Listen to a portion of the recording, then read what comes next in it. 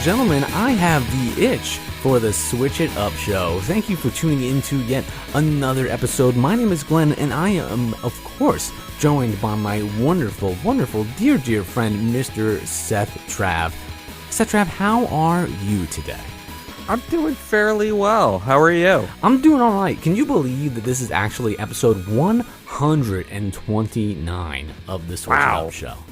We've been doing it a while. We have been. It's kind of crazy because you and I were trying to bat around earlier before the show started, and we were talking a little bit about how many games have we reviewed here on the show, and it's literally in the hundreds of games. Couple hundred. We're close to 5, I think. It's nuts, my man. You know what? But we're gonna focus on just 2. So put aside the myriad of episodes and reviews that we have already done here on the Switch It Up show. You can go ahead and download all of those on iTunes, on Google Podcasts, Overcast, Spotify, iHeartRadio, Stitcher. The list goes on and on and on. Just search for Switch It Up Show and we will be there for you. But today, we're going to focus on 2 games. But before we jump into that, we're going to let these sweet beats ride.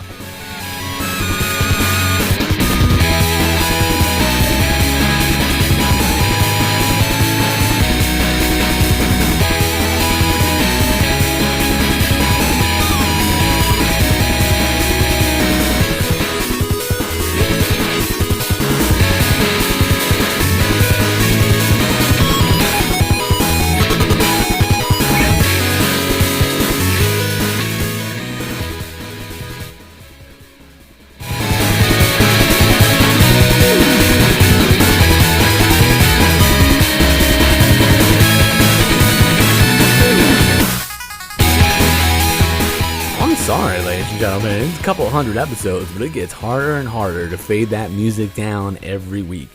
It's a fact. It is. It really is. It's a good time. Every once in a while, the music will come up and shuffle in my car, and I'm like, yes. Whatever, I have a good time, Mr. Trav, even if you I don't. think it's great. And speaking of a good time, let's talk about... I'm going to try this. I'm working on my pronunciation. You would think as an adult I'd be able to read, but I still struggle from time to time. You and me both. Let's go with Aokana, 4 Rhythms Across the Blue. This game is $29.99 on the Nintendo eShop. It is eligible for 150 golden coins when you purchase this, and this is available in a physical way as well. A lot of games we talk about here on the Switch It Up show, for the most part, are digital only, but you can purchase this either or. So if you're super big on having that physical presence of the game in your hands, this is a game that is eligible for that. Now, this game is out on the eShop. It came out on August 21st of this year, brought to us by the wonderful people over at Sprite Gaming. Don't think we've actually worked with them, but in partnership with Sprite and the great people over at P-Cube, who are wonderful. We talk about a lot of their games here on the Switched Up show.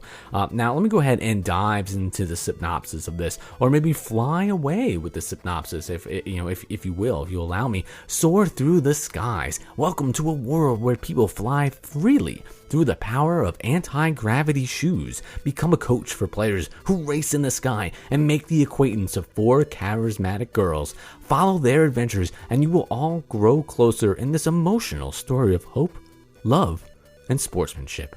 Engage in an enticing story about sportsmanship and team spirit amongst a group of friends. Develop a romantic relationship with Asuka, Mashiro, Rika, and Misaki, 4 spirited girls who may very well fall in love with you.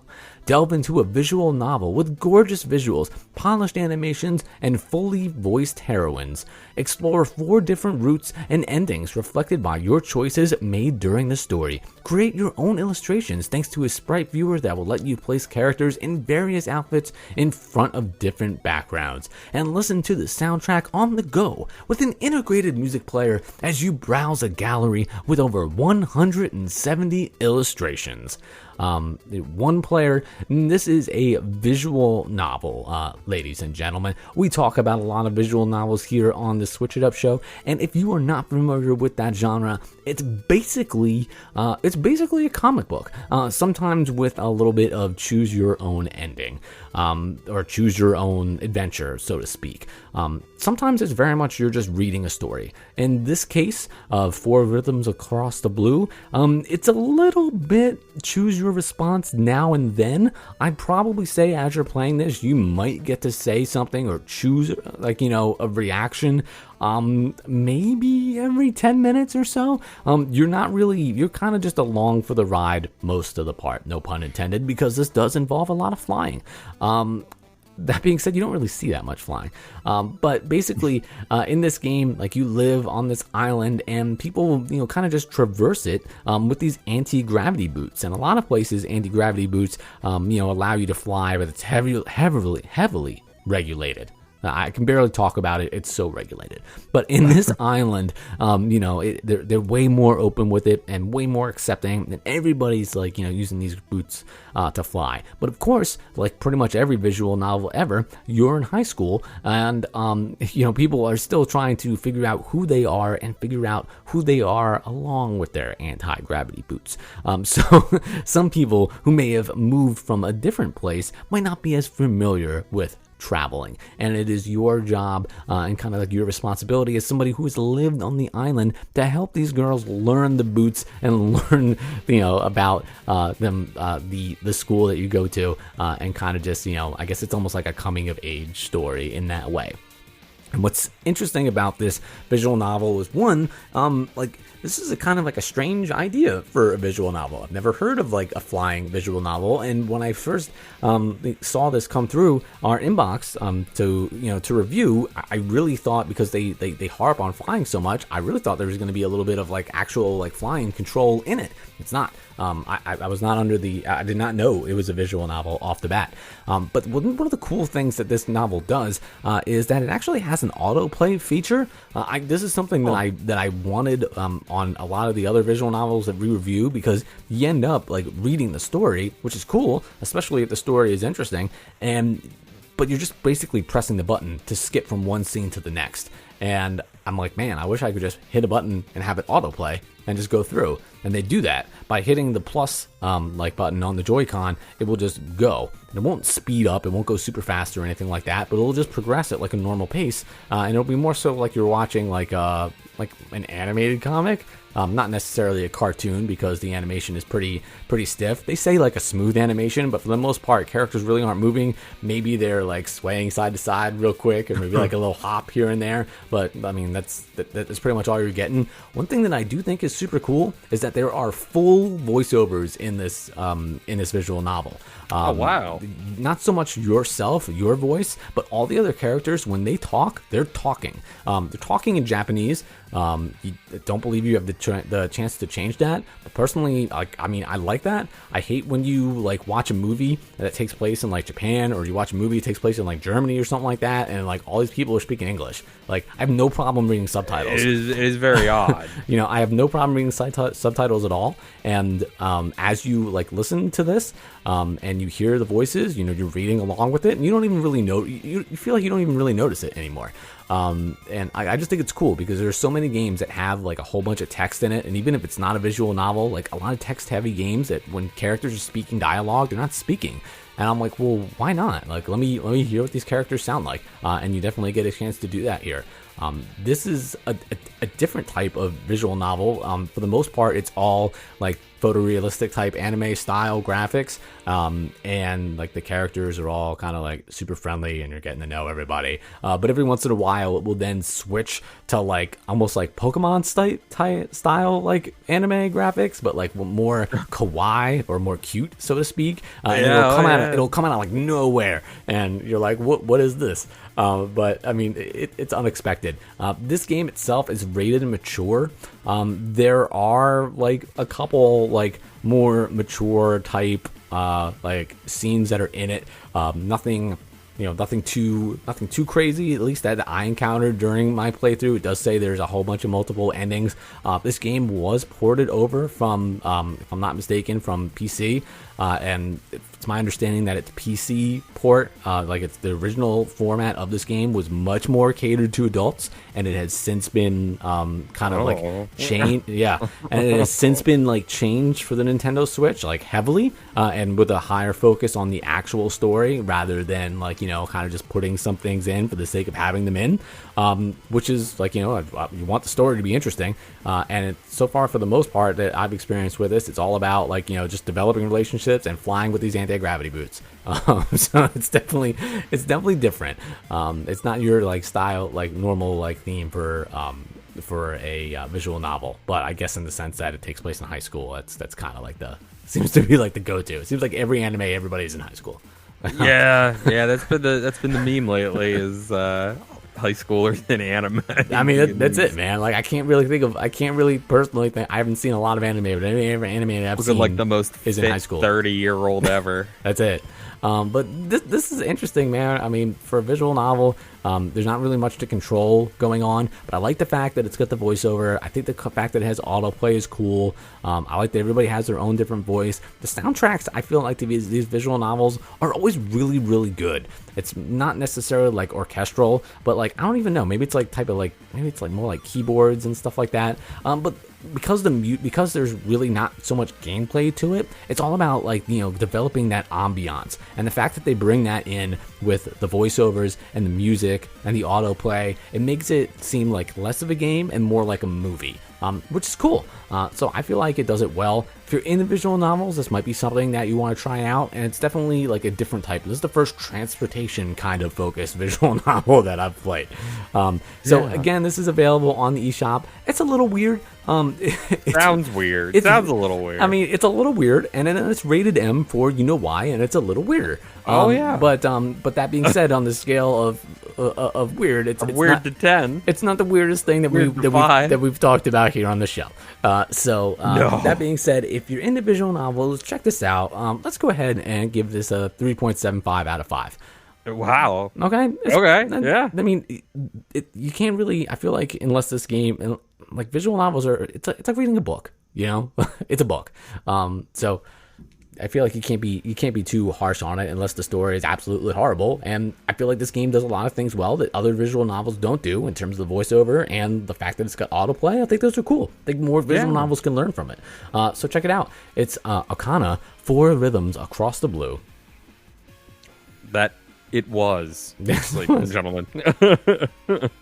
The game I am reviewing today is called The Eternal Castle Remastered, and they bill it as a cinematic platform adventure. It is $14.99, and you get 75 gold coins when you purchase it digitally. The Eternal Castle Remastered is a remake of the original Eternal Castle from 1987 with modernized game mechanics, sophisticated sound design, and 2-bit CGA graphics. The Eternal Castle Remastered is an ambitious attempt to modernize an old classic in order to keep its memory alive. Through detailed research and hard work, the production team tried to expand the experience while keeping the same feel and emotional flow of the original masterpiece from 1987. Enjoy the atmosphere or speed run through a post-AI Fallout packed with challenges. Meditate, predict, and wake up in the eternal dream with Adam or Eve, or both, with 2-player co-op. Fight your way through the ancient ruins, shoot your way through the forgotten city, sneak by monsters in the unholy lab, enter the Eternal Castle. Collect all 4 gliders to power up your ship, use over 10 different weapons, unlock up to 10 different items, find all missing fragments to get back home. Repeat the dream for as many times as you can. Lost Tales episode of a brave sacrifice and PvP Death Arena mode included. It is up to 2 players. It's by the fine folks over at TFL Studios, who I don't believe we've ever worked with before, but this is, I believe, their 2nd or 3rd game. It's also available on Steam, I believe. And I want to start off by saying that this game isn't actually a remaster. As far as I know, as far as I've looked up, because I was actually really interested in if this was a remaster, because it was surprisingly good. It's not. It's an original idea, and they just call it a remaster. I don't know if they're calling it remaster because it's coming from Steam. I don't think so. I think it's part of their like idea that this game is like a lost game, and maybe somehow it was. Maybe somebody told them about it, or they found some weird code somewhere. But as far as I can tell, this is an original game. This is the first time it's ever been released. So it's not actually from 1987. And that gets me to what I feel is the biggest gripe I have with the game, and that is the 2-bit graphics. It's presenting itself as this remaster of a very old, not very, but an older, like M-DOS game. Much akin to like Prince of Persia, and it seems like it moves a lot like the original Prince of Persia did back on an Apple II. However, graphically, most of the time it's so I want to say modern, neo-modern, that it too minimalist, that it's difficult to see or maybe make out a lot of the finer details that would help you understand what's going on in this story. That said, it's not so bad that you wouldn't want to actually play this game. I honestly just felt that way in maybe 2 out of the 4, technically 5, 6-ish levels that they have in this game. So that ratio is pretty decent, I guess. The music is really good, and it's surprisingly atmospheric, and it's surprisingly captivating. That said, it's short. It's pretty short, at least I think. I know I found a speed run on there where it took them, I think, an hour and a half to beat the entire game. It took me about 3. And it's because I was like getting into it and I was hanging out a lot.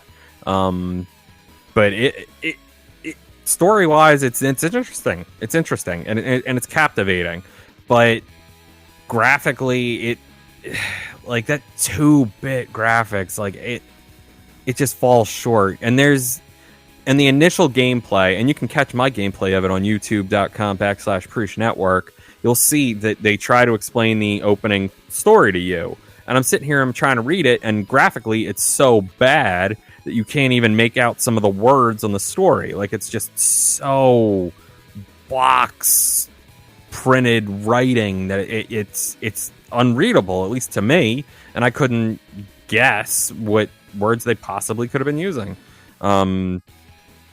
Yeah, so like I said, if you can deal with the graphics of it, I would definitely look at the trailer before you pick it up, because you may not be able to deal with it. Me, I like the vibe. It's a lot of those neo future wave, bright purple and blue fuchsias on each other, against like black moving characters. I think it's cool, and it's oddly dystopian and captivating. So because of that, I am actually going to give this a 3.75 as well. Hey man, that's good. Like, it's not a 4 for me, because it's like, it's short.